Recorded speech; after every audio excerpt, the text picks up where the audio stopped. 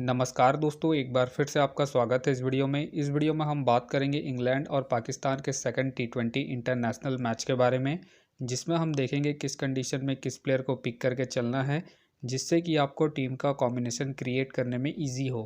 तो चलिए हम वीडियो को स्टार्ट करते हैं। सबसे पहले हम बात करेंगे वेन्यू जो है एजबस्टन। वही बात करें पिच की, तो ध्यान रहे पिच बैटिंग फ्रेंडली है, प्लस इस वेन्यू में पेसर्स आपके लिए इंपॉर्टेंट रहेंगे।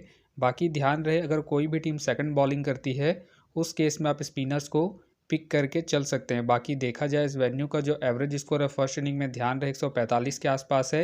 बाकी किसी भी टीम को इस वेन्यू में स्टार्टिंग अच्छी मिलती है, तो यहाँ आपको 160 से 180 तक के भी स्कोर बनते हुए दिख सकते हैं। तो चलिए अब हम बात करते हैं।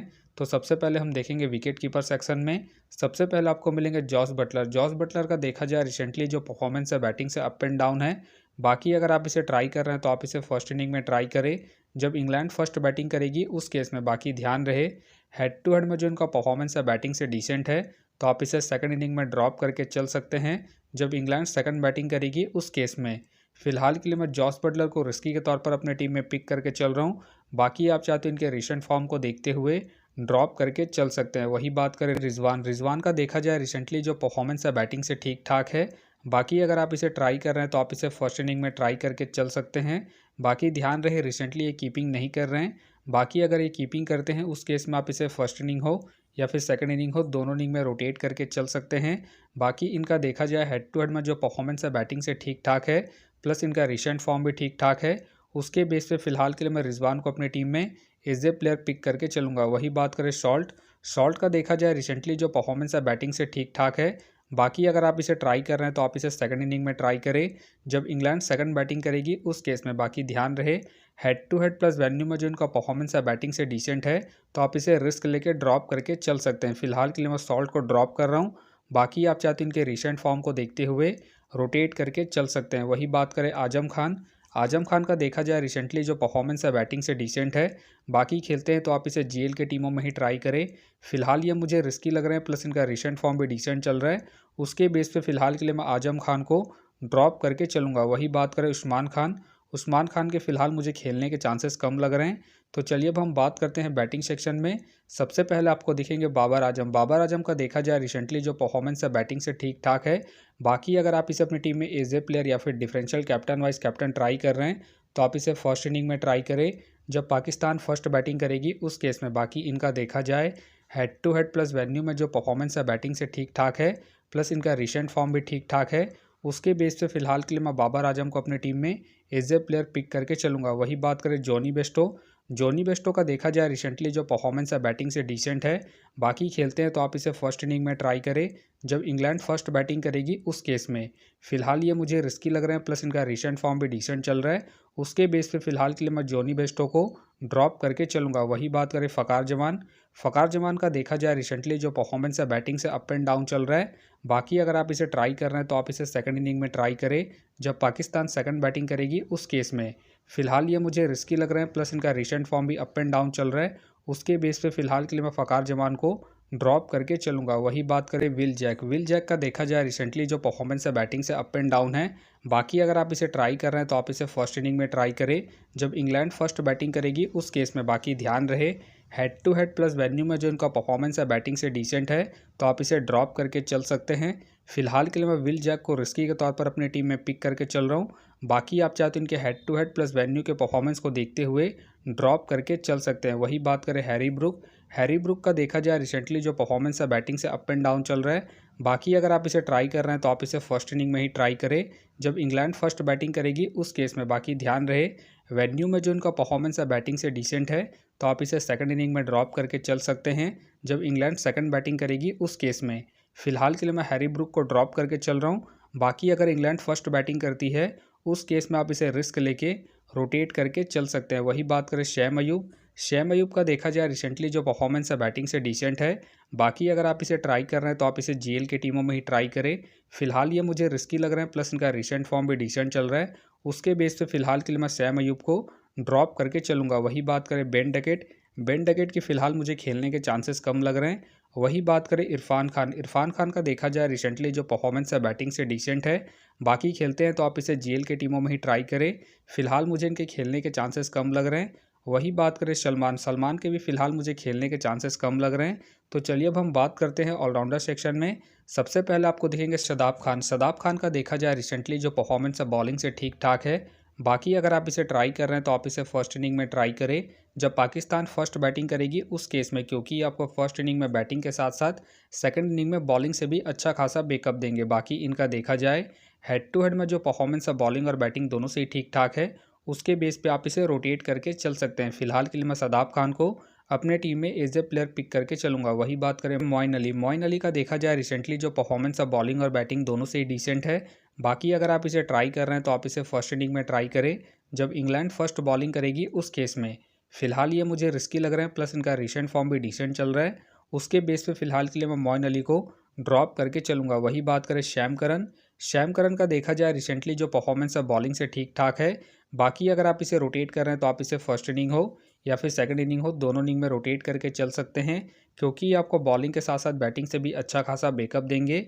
बाकी ध्यान रहे वेन्यू में जो इनका परफॉर्मेंस है बॉलिंग से डिसेंट है, तो आप इसे रिस्क लेके ड्रॉप करके चल सकते हैं। फिलहाल के लिए मैं शैम करन को इनके रिसेंट फॉर्म के आधार पर अपने टीम में एज ए प्लेयर पिक करके चलूंगा। वही बात करें लियाम का देखा जाए रिसेंटली जो परफॉर्मेंस है बॉलिंग और बैटिंग दोनों से ही डिसेंट है। बाकी खेलते हैं तो आप इसे सेकंड इनिंग में ट्राई करें, जब इंग्लैंड सेकंड बैटिंग करेगी उस केस में। फिलहाल मुझे इनके खेलने के चांसेस कम लग रहे हैं। वही बात करें अहमद का देखा जाए रिसेंटली जो परफॉर्मेंस है बैटिंग से अप एंड डाउन है। बाकी अगर आप इसे ट्राई कर रहे हैं तो आप इसे फर्स्ट इनिंग में ट्राई करें, जब पाकिस्तान फर्स्ट बैटिंग करेगी उस केस में। फिलहाल ये मुझे रिस्की लग रहे हैं, प्लस इनका रिसेंट फॉर्म भी अप एंड डाउन चल रहा है। उसके बेस पे फिलहाल के लिए मैं अहमद को ड्रॉप करके चलूँगा। वही बात करें वसीम का देखा जाए रिसेंटली जो परफॉर्मेंस है बॉलिंग से डिसेंट है। बाकी खेलते हैं तो आप इसे सेकंड इनिंग में ट्राई करें, जब पाकिस्तान सेकंड बॉलिंग करेगी उस केस में। फिलहाल मुझे इनके खेलने के चांसेस कम लग रहे हैं। तो चलिए अब हम बात करते हैं बॉलिंग सेक्शन में। सबसे पहले आपको दिखेंगे अफरीदी का देखा जाए रिसेंटली जो परफॉर्मेंस है बॉलिंग से ठीक-ठाक है।